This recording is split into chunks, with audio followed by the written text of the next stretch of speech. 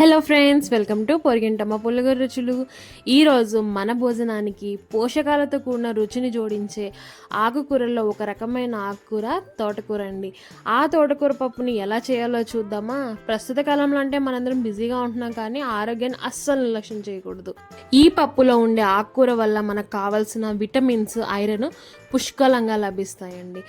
So వీలైనంత వరకు ఆకుకూర అప్పుడప్పుడు తినడానికైతే ఖచ్చితంగా ట్రై చేయండి.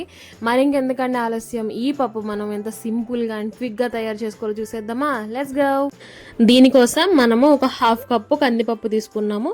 దీన్ని నీట్గా వాష్ చేసి ఒక గంట సేపు నానబెట్టేసుకోవాలి. అలానే ఒక 3 కట్టల తోటకూర కూడా తీసేసుకున్నాము. ఒక 100 గ్రామ్స్ వచ్చేసి పచ్చిమిర్చి తీసుకున్నాము, మీడియం స్పైసీ ఉండేటివి. అలానే ఒక మీడియం సైజులో ఉన్న 4 టొమాటోస్ కూడా తీసుకున్నాము. ఒక మీడియం సైజ్ ఆనియన్, కరివేపాకు, కొత్తిమీర యాజ్ యూజువల్గా తీసుకున్నాము. ఇప్పుడు ఏంటంటే మనము పోపు దినుసులు తీసుకోవాలి. ఒక 3 ఎండుమిర్చి తీసుకోవాలి. ఉప్పు తీసుకోవాలి తగినంత, అంటే ఒక 1.5 స్పూన్ తీసుకోండి. పసుపు, ఒక పెద్ద నిమ్మకాయ సైజ్ అంత చింతపండు, వెల్లుల్లి, టొమాటోస్ని చిన్న చిన్న ముక్కలుగా కట్ చేసుకోవాలి. పచ్చిమిర్చి వీలైనంత వరకు సన్నగా కట్ చేసుకున్నాం అనుకోండి, పిల్లలు ఏంటంటే తినేటప్పుడు వాటిని ఏరి పక్కన పడేయకుండా ఉంటుంది. అలానే కరివేపాకు, కొత్తిమీర, ఆనియన్ కూడా ఇలాగా స్లైస్ చేసుకోండి సన్నగా, పోపులోకి బాగుంటుంది.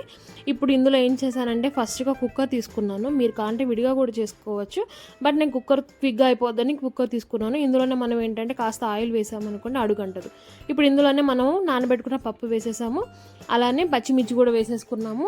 ఇప్పుడు నేనేంటంటే ఆకుకూర నీట్గా ఒలిచేసుకొని నీట్గా వాష్ చేసుకోవాలి, లేదంటే ఇసుక ఉంటుందండి, మట్టి ఉంటాయి కాబట్టి అలా నీట్గా వాష్ చేసుకొని అది కూడా యాడ్ చేసుకున్నాను. ఇప్పుడు ఇందులోనే మనము కట్ చేసి పెట్టుకున్న టొమాటోస్ని కూడా యాడ్ చేసుకోవాలి. టొమాటోస్ ఈ పీసెస్ కట్ చేసుకుంటే సరిపోద్ది. ఇప్పుడు ఇందులోనే మనం పసుపు కూడా యాడ్ చేసుకోవాలి. పసుపు యాడ్ చేసుకున్న తర్వాత చింతపండు ఏంటంటే మనము ఒక 2-3 టైమ్స్ వాష్ చేసుకొని కాసేపు నానబెట్టామనుకోండి, ఒక 15 మినిట్స్ చాలు, అది వాటర్ లేకుండా వేసేసుకోవాలి. ఇప్పుడు ఇందులోనే మనం ఏం చేస్తామంటే కొద్దిగా వాటర్ యాడ్ చేసుకోవాలండి. వాటర్ అనేది మనం ఏ కప్పుతో అయితే కందిపప్పు తీసుకున్నామో అంతకంటే ఒక ఫుల్ కప్ తీసేసుకోండి, ఓకేనా? సో అలాగా కందిపప్పు కూడా ఈ వాటర్ అన్నీ యాడ్ చేసుకున్నాం కదా. ఇప్పుడు దీన్ని మూత పెట్టేసి ఒక 5 విజిల్స్ వచ్చేంత వరకు మనము ఉడికిచ్చేసేసుకుందాము. 5 విజిల్స్ తర్వాత చూసారనుకోండి మన పప్పు ఇలా అయిపోయి ఉంటుంది. సో ఇప్పుడు ఏంటంటే మనము పప్పు గుత్తి తీసుకొని నీట్గా స్మాష్ చేసుకోవాలి.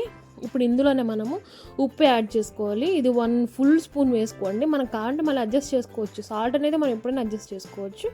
సో అది గుర్తుపెట్టుకొని కొద్ది తక్కువగానే వేసుకొని ట్రై చేయండి. సో ఇలాగ నీట్గా మనము పప్పు గుత్తి ఇలాగ స్మాష్ చేసుకున్నాం కదా. దీనికోసం అయితే మనం ఇప్పుడు పోపు రెడీ చేసేసుకుందాము. సో పోపు కోసం మనం ఫస్ట్ ప్యాన్ పెట్టేసుకుందాము. ఇందులోనే మనము ఆయిల్ యాడ్ చేసుకోవాలి.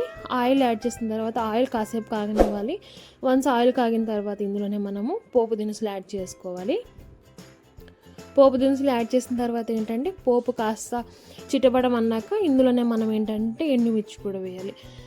ఎండుమిర్చి ఏంటంటే మనము కాస్త డార్క్ కలర్కి వచ్చేంత వరకు మనం వీటిని ఫ్రై చేసుకోవాలండి.